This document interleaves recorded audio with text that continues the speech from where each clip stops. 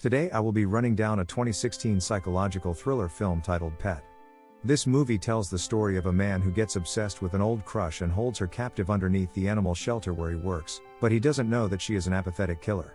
Please be advised that there will be spoilers ahead of this video, so chill out and enjoy it as I narrate it for you. The movie opens up with Seth waking up in bed and getting ready for work. Seth works at an animal control center, and seems enjoys his job and has a strong bond with his pets.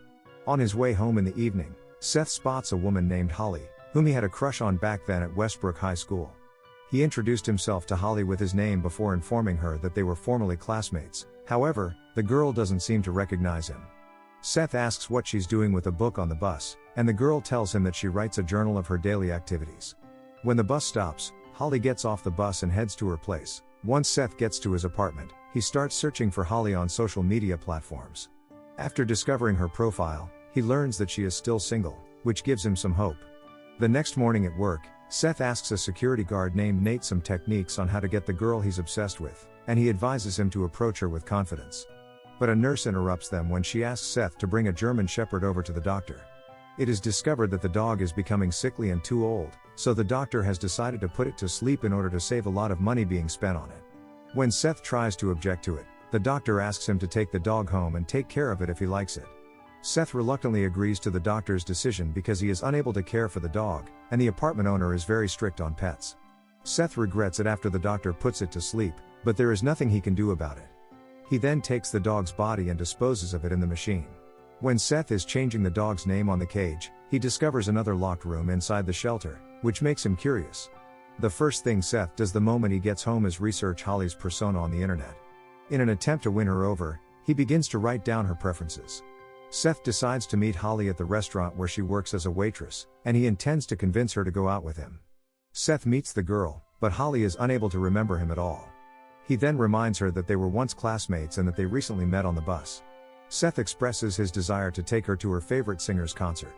However, Holly declines his generous offer and walks away. Later, as Holly makes her way to the apartment, she feels like someone is following her, and when she enters the house, Holly informs her friend Claire that she is being followed, though Claire doesn't believe her story. Holly receives a call from her drunk ex-boyfriend Eric, telling her that he is thinking of her since he longs to work on his mistakes. Holly goes to the restaurant to work in the morning, where she gets surprised with a bouquet delivered from an anonymous source with a love note. Then she decides to head to the pub where Eric works after presuming that the red roses came from him. But the girl gets shocked when Eric informs her that it didn't come from him. Concurrently, Seth enters the same pub and approaches Holly as she heads outside to smoke. He confesses to her that the red roses came from him. Holly becomes confused and begs him to stop following her, since she has no interest in him and believes he is socially awkward. Seth refuses to accept her rejection, causing a physical altercation in the backyard. Eric shows up just in time to throw Seth outside. The infatuated Seth manages to get away with Holly's diary full of her secrets. He spent several days reading the journal and found her stories intriguing. Seth returns to the animal shelter and walks straight into the basement with an idea. As the psychotic man starts constructing a steel cage, he uses the internet to build a structure that fits a human being. Seth then pilfers sedatives from the medical room and injects himself when he gets to the apartment to see if it works on people. Upon regaining consciousness, Seth follows Holly when she heads back home from work. The moment he checks the door and finds it locked, he decides to use the window to break into the room. Seth drugged Holly with a sedative, making it easier to kidnap her. He immediately puts her in a box and takes her to the animal facility. The security guard becomes curious when Seth arrives in the middle of the night. So he inquires about what's inside the package. However, Seth is able to draw Nate's attention in a different direction and carries the box into the trapdoor. The sick man locks Holly in the steel cage, which he had already constructed underground in the facility. Holly gets horrified when she awakens and discovers that she is imprisoned in the cage. Then she starts to scream hello for help. Sadly, nobody can hear her since the cage is in the basement and there are dogs barking in the shelter all the time. The girl desperately tries to make her way out, but her efforts are fruitless since the cage is locked with chains. Seth shows up the following day with a unique urinal to use as a toilet for Holly, just in case she needs to ease herself. Holly begs him to let her out, but Seth's response is that he's only doing this for her good before leaving the basement. Holly is left alone and has to spend another night in confinement. When the maniac shows up the following day, he offers her some drinks and food. Holly tells him that she's scared of darkness and that he shouldn't leave her alone in the basement. However, Seth tells her that he has very good plans for her and will come back shortly to work on them. Holly starts to get hallucinations of Claire scaring her that Seth is preparing to kill her. As Holly uses the urinal, a rat runs over to her feet.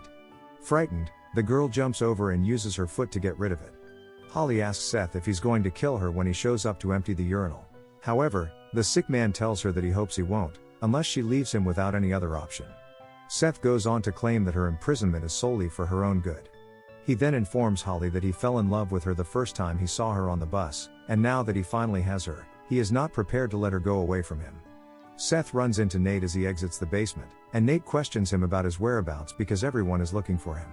Again, Seth manages to get away after informing Nate that he was inside fixing some maintenance problems. When Seth comes back to his apartment, he reads Holly's diary and learns that her boyfriend, Eric, slept with Claire. The thing that angrily Holly confronted her about it in a frenzy of wrath, she continued to accelerate the vehicle until a truck struck them. Although Claire survived the accident, Holly used the glass shard to put an end to her friend's life. The post-mortem report attributed Claire's death to the crash. Holly had been having hallucinations and having conversations with her after this incident. He also learns that Holly has since carried out a number of horrifying killings and documented them in her journal. Seth confronts Holly about the murders the following day in the basement. She responds by telling him that these are merely made-up stories and aren't real. However, Seth had already confirmed Claire's death when he went to the police station to inquire about her death. The post-mortem report stated it exactly as Holly mentioned it in her journal. Seth reveals to Holly that he has been tracking her for a while and has learned how she turned into a serial killer after the murder of her best friend. He also witnessed her burning a man to death and choking another on the street. Seth informs her that she is a psychotic serial killer, which is why he kidnapped and imprisoned her to prevent the authorities from arresting her. Seth leaves her alone once more after saying this. The following morning, after realizing that Seth is in love with her, Holly confesses that she was the one who killed Claire and other people out of guilt for not catching her, and she kills for fun. Holly even changes her behavior in an attempt to win Seth's sympathy. However, Seth, who's familiar with her journal writings, warns her to stop acting. Holly then threatens Seth that if she dies in his cage, he will be discovered and will never be able to escape life imprisonment since his fingerprints are all over the place. Holly then begins to beat her head against the cage. Her behavior intimidates Seth, who immediately leaves the basement and spends several days without visiting her. Holly asks Seth for something to eat when he eventually gets back, but he tells her that he's torturing her by not giving her anything because of the way she acted a few days ago. But after she successfully manipulates him with a charming voice, Seth ultimately chooses to fetch her some food and drinks from the machine. When Seth emerges from the basement, a wary Nate follows and enters the bunker, where he finds Holly in the cage. But the girl purposefully diverts Nate's attention away once Seth returns with food, giving him more time to overwhelm the security guard. Seth uses a cinder block to smash Nate after Holly coaxes him. Nate collapses on the ground and succumbs to his injuries. Holly laughs at Seth and tells him that she has turned him into a killer exactly like her. After realizing what he has done while under her influence, Seth begins to panic, regretting what he has done to his colleague. Holly then gives him the corpse disposal instructions. First, she instructs him to extract some teeth, then chop the body into little pieces and give them to the dogs at the shelter so that he'll never be found. Seth burns the remainder of the body as per her instructions in the machine. He also cleans the basement of any traces of his fingerprints. However, the nurse alerts the police about the security guard's disappearance. To begin their investigation, the detective questions every employee at the center. But when Seth is being interrogated, the detective starts to doubt his claims because his answers aren't convincing enough. So he's designated as a prime suspect in Nate's disappearance. Meanwhile, Seth is certain that he and Holly can create a bond based on shared affection. She asks him for something to prove that he truly loves her. Seth chops off his own finger as a sign of his true love and commitment. That instant, Holly snatches his knife and says to him that she'll cut herself if he doesn't unlock her out of prison. Having no other option, Seth releases her. The cunning woman then claims to him that she thinks she loves him and that she reciprocates her feelings. However, Holly slashes Seth's throat after the two of them share a kiss. The girl eventually succeeds in getting out of the basement. A few months later, Holly and Eric are finally back together. She also managed to get the publisher's phone call from Vanity Press, which has picked up an interest in her journal stories. To Holly's disappointment, she discovers proof on the mobile that Eric has cheated on her once again. She thinks about what she can do for this unfaithful man, and after consideration, she chooses not to take any action this time because she might end up in jail. Holly decides to walk to the abandoned warehouse where she has kept Seth for months.